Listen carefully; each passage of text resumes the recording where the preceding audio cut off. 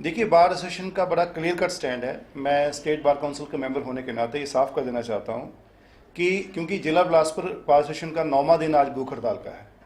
उन्होंने state call दी है, हम उनको कंधा से कंधा मिलाकर उनके साथ हैं और उनके परिजनों के साथ हैं, और जो उनकी डिमांड्स हैं उनको सपोर्ट करते हुए हम भी इसकी कमी कमीशन पे या उनके साथ स्टेट कॉल को ज्वाइन करेंगे और अदालत का बहिष्कार करेंगे। उन्होंने सोमवार का दिन निश्चित किया है।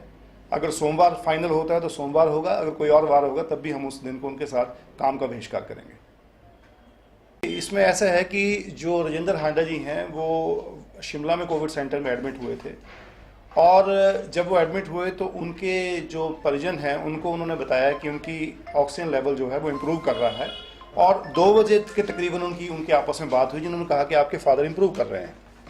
लेकिन उनकी जब 4 बजे शाम को 5 बजे शाम को जब वो वहाँ पर उनको सामान देने के लिए गए तो उन्होंने कहा कि उनकी मृत्यु 2 बजे हो चुकी है, जबकि 2 बजे के आसपास उन्होंने खुद एश्योर किया था कि उनकी कंडीशन में इम्प्रूवमेंट हो रही है।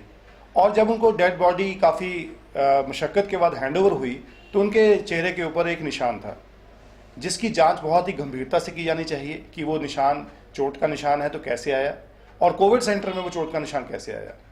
और तीसरी बात कि उन्होंने जब उनको बॉडी को डिस्चार्ज किया या उन्होंने बॉडी को दिया, उसके बाद जो उनका मोबाइल उनके पास था उस मोबाइल को उन्होंने क्यों नहीं हैंडओवर किया। तीसरी बात कि अगर उनकी डेथ कोरोना से हुई है और उनकी सेहत में कोई ऐसी प्रॉब्लम आ रही थी, ऑक्सीजन लेवल नीचे जा रहा था, तो उनके पेशेंट उनके परिवार वालों को गलत इन्फॉर्मेशन क्यों दी गई। 2 बजे जब उनकी आपस में बात, उन्होंने ऐसा क्यों कहा कि उनकी कंडीशन जो है इंप्रूव कर रही है। ये उनकी मिस इन्फॉर्मेशन, मोबाइल का ना देना और चेहरे पे चोट का निशान, ये तीनों बातें जो हैं वो एक तरफ इशारा करती हैं कि इसकी एक निष्पक्ष जांच होनी चाहिए।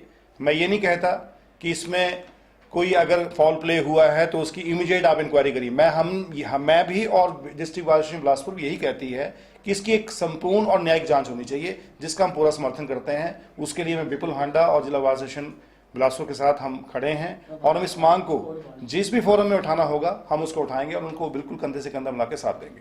Thank you. देखिए, 2 अक्टूबर को हमारे सीनियर एडवोकेट राजेंद्र हांडा जी की मृत्यु कोरोना से शिमला में हुई, और शिमला में कोरोना सेंटर में एडमिट थे, जिसकी मृत्यु की जो परिस्थितियां सामने आई हैं वो काफ़ी संदेहास्पद हैं। और उस सस्पिशियस डेथ को लेकर के जो उनके बेटे हैं विपुल हांडा हैं, जो खुद एक एडवोकेट हैं, उन्होंने एक कंप्लेंट वहाँ के लोकल पुलिस स्टेशन शिमला में भी कराई है, जिसकी आज तक कोई भी जुडिशियल या पुलिस इंक्वायरी नहीं हुई है। यहाँ तक कि जो उनकी बिलोंगिंग्स थी डिसीज़ की, जिसमें उनका मोबाइल ख़ास तौर पे, वो मोबाइल भी आज तक उन्होंने हैंडओवर उनके रिलेटिव्स को नहीं किया है।